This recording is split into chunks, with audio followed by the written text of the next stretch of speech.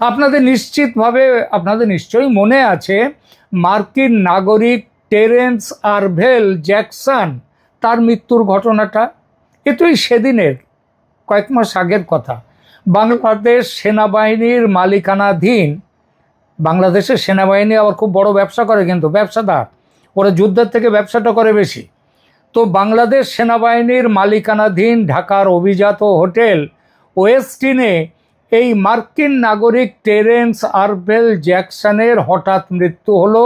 পরদিন সকালে তার ডেড বডি আবিষ্কার হলো, এবং সেই ডেড বডি খবরটা বাইরে বেরোতেই মার্কিন দূতাবাস একেবারে ছুটে এলো পুলিশ আসার আগে, এবং কোনো রকম ময়না তদন্ত ছাড়াই পুলিশকে দেহ হস্তান্তর করতে বাধ্য করেছিল। শুধু কি তাই, একজন মার্কিন নাগরিক কেন হোটেলের ভেতর মারা যাবেন এবং কেনই বা তার প্রতিটা ব্যক্তিগত জিনিসপত্র তড়িঘড়ি করে ছড়িয়ে নেবে মার্কিন দূতাবাস? এখানে কি কোনো সেন্সিটিভ ডেটা বা তথ্যের আদান প্রদান ছিল? মনে রাখবেন, ওই একজন মাত্র মার্কিন নাগরিকের যে বাংলাদেশের মাটিতে অজ্ঞাত কারণে মৃত্যু হয়েছে তা নয়, মারা গেছে সিআইএর অন্তত আরও 3 জন। সে খবরগুলো চেপে দেয়া হয়েছে। শুধু যে মার্কিন নাগরিকের রহস্য মৃত্যু হয়েছে তা নয়, রাজধানীর গুলশানের একটি অভিজাত হোটেলে আহমেদ খান, যার বয়স 38, ওই নামের আহমেদ খান নামের এক পাকিস্তানি নাগরিকের রহস্যজনক মৃত্যু হয়েছে গত 25 নভেম্বরে। তিনি চট্টগ্রামের কর্ণফুলী ইন্ডাস্ট্রিয়াল এলাকা একটি টেক্সটাইল মিলে কাজ করতেন। এটা ঢপ, ওই লোক দেখানোর জন্য। একটা টেক্সটাইল মিলে কাজ করতেন, তিনি গুলশানের অভিজাত হোটেলে এসে থাকবেন, এত টাকা মাইনে পেতেন তিনি। তো প্রাথমিক তদন্তে হৃদরোগে মৃত্যুর কথা বলা হলেও সাম্প্রতিক ভূরাজনৈতিক প্রেক্ষাপটে তার এই মৃত্যু নিয়ে নিরাপত্তা মহলে গভীর সন্দেহের সৃষ্টি হয়েছে। এই খবর দিচ্ছে কে? আমরা নই, বাংলাদেশের কালবেলা পত্রিকা।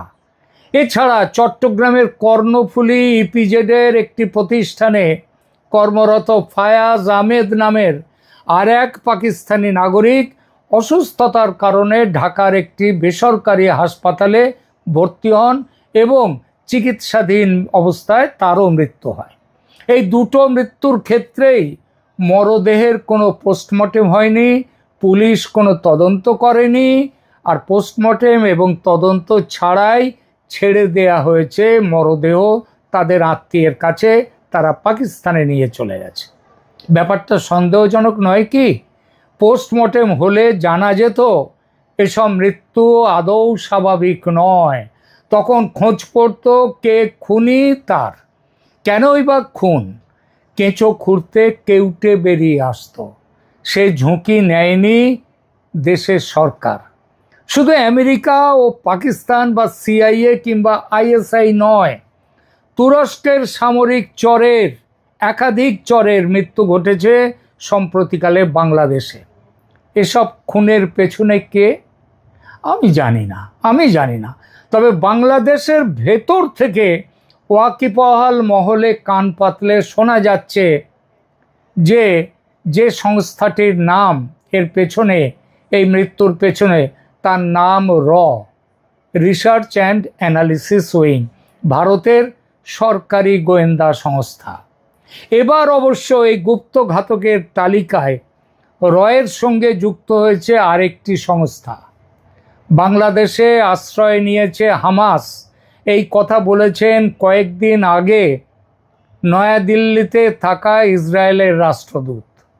তিনি বলেছেন যে হামাস ইসরায়েলের তাড়া খেয়ে মধ্যপ্রাচ্যের কোনো দেশে থাকতে পারছে না, তারা ছড়িয়ে পড়েছে এবং তাদের একটা বড় সংখ্যা এসেছে পাকিস্তান এবং সেখান থেকেও এবং বাংলাদেশে।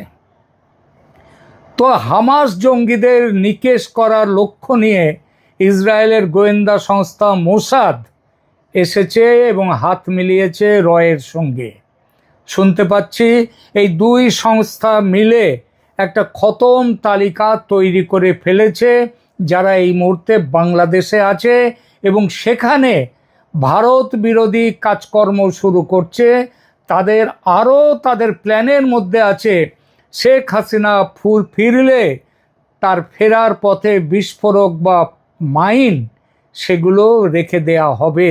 এই রাখার ভারটা কাদের ওপরে পড়েছে? পাকিস্তান, তুরস্ক এবং আমেরিকারও এইসব সংস্থার ওপর, যারা গুপ্ত ঘাতক হিসেবে এখন রয়েছে বাংলাদেশে, এবং তাদের ওপরে কাজ আছে শেখ হাসিনাকে খুনের দায়িত্ব। তাদের ব্যবস্থা আগেভাগেই করে ফেলবে এবং মোসাদ।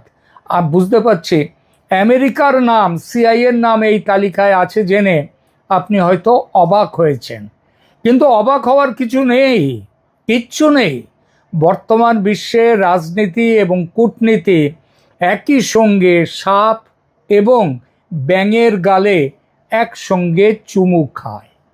আর আমেরিকা তো এই একই সাথে সাপের গালে এবং ব্যাঙের গালে চুমু খাওয়ার ব্যাপারে একেবারে বেজোড়। তাদের আমেরিকার কোনো তুলনা নেই, তাই না? এই হিট লিস্টে বাংলাদেশের কেউ কি আছে? আমি আগেই বলেছি পাকিস্তান, তুরস্ক, আমেরিকা, তাদের লোক রয়েছে এই হিট লিস্টে, এবং মোসাদের। মনে রাখবেন, মোসাদ ইসরায়েলের গোয়েন্দা সংস্থা। তারা কিন্তু ইরান যুদ্ধ নিয়ে আমেরিকার মনোভাবে বেশ ক্ষুব্ধ, এবং নেতানিয়াহু বলেছেন যে তারা একটা স্বাধীন রাষ্ট্র, আমেরিকা যা বলবে সেই ডিকটেট মেনে চলবে না। তারা তাদের নিজেদের স্বার্থ দেখেই চলবে। আর সেজন্যেই রয়ের কাছে এসে জুটেছে এখন মোসাদ। এবং বাংলাদেশের যে এই বিদেশিদের সাথে এই হিট লিস্টে রয়েছে বাংলাদেশের মৌলবাদী এবং সন্ত্রাসীরা। তাদের জন্য এবং মোসাদের খতম প্রক্রিয়া একযোগে চলবে। কারণ ভারতও মনে করে যে বাংলাদেশের পরিস্থিতির দায় এই মৌলবাদীদের। তাই সেই মৌলবাদী তারা রাজনীতির বাইরে থাকলেও তাদের রাজনীতির সাথে জড়িত জামাত, এনসিপি, আরও যেসব দল আছে মৌলবাদী, তারা, এমনকি বিএনপিও রয়েছে তার মধ্যে। আমি আগেই আপনারা জানেন যে বিএনপি একটা খিচুড়ি পার্টি। তার মধ্যে সব মতের, সব পথের, পাকিস্তানপন্থী, মুক্তিযুদ্ধপন্থী, মুক্তিযুদ্ধ বিরোধী সবাই রয়েছে। শান্তিপূর্ণ সহাবস্থান বিএনপিতে। আগামী 4-5 মাস ধরে চলবে এই খতম প্রক্রিয়া, মানে জঞ্জাল পরিষ্কার করা, মাইন তুলে নেওয়া শেখ হাসিনার ফেরার পথ থেকে। শেখ হাসিনা ফিরবেন এটা নিশ্চিত। ফিরবার পরে তাকে তখন কয়েক লক্ষ মানুষের ভিড় থাকবে, কিন্তু শেখ হাসিনা বলবেন মানুষকে শান্ত থাকতে। সরকার তাকে নিয়ে যাবে জেলখানায়, কিন্তু জেলখানায় তিনি থাকবেন, কিন্তু সেখানে কোনো কিছু যাতে না করতে পারে তার জন্যে, সেজন্য কিন্তু ভারত ব্যবস্থা নিচ্ছে।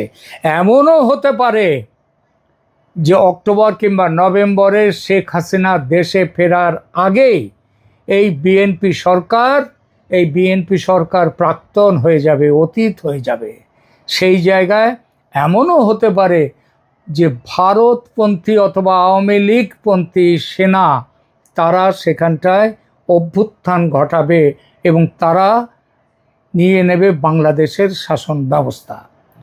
সুতরাং কিন্তু সেটা তো আছেই, তার আগে শেখ হাসিনা দেশে ফেরার আগে পথঘাটকে মাইন মুক্ত করতে হবে, বিস্ফোরক মুক্ত করতে হবে।